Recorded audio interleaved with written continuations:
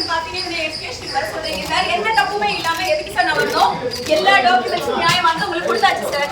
அதுக்கு மேல எதுக்கு சார் என்ன கொண்டு வர சொல்றீங்க?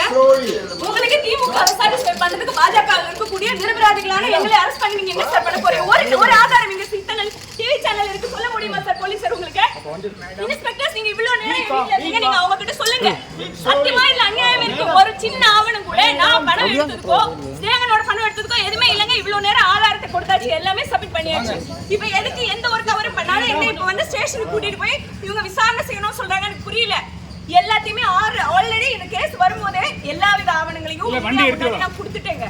எதுவுமே இல்ல. இப்ப வீட்டுல வந்து 9:30 மணில இருந்து நான் கோஆபரேட் பண்ணி எல்லா டாக்குமெண்ட்ஸும் எல்லாமே கொடுத்தாச்சு. அதுக்கு பிறகு இப்போ என்ன வந்து ஸ்டேஷன்ல கூட்டிட்டு போயிட்டு என்ன வந்து விசாரிக்கணும்னு சொன்னாங்கன்னா இதுல என்ன இருக்கு? எதுவுமே இல்லைங்களே. ஏதாவது ஒரு விஷயம் இருந்தா பரவாயில்லைங்களே, ஏதாவது ஒரு சின்ன விஷயம் இருந்தா பரவாயில்லைங்களே.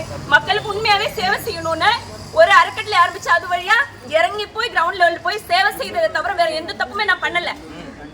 நான் பாஜகவுல ஒரு பொறுப்பாளரா இருக்கிறத தவிர வேற எந்த தப்புமே பண்ணல. அப்படி இருக்கும்போது என்ன எது கூட்டிட்டு போகணும்? உங்களுக்கு திமுகவை சாட்டிஸ்ஃபை பண்ணதுக்கு உங்க முதலமைச்சரை சாட்டிஸ்ஃபை பண்ணதுக்கு வரலாங்க. என்ன நியாயம் இருக்குங்க?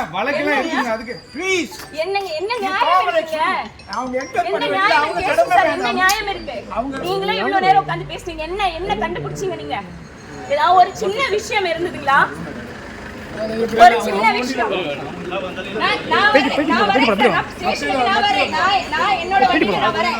நான் வந்து என்ன அரெஸ்ட் பண்ணி கொண்டு வர அளவுக்கு தப்பு பண்ணல. நான் என்னோட வண்டியில நான் வரேன். இல்ல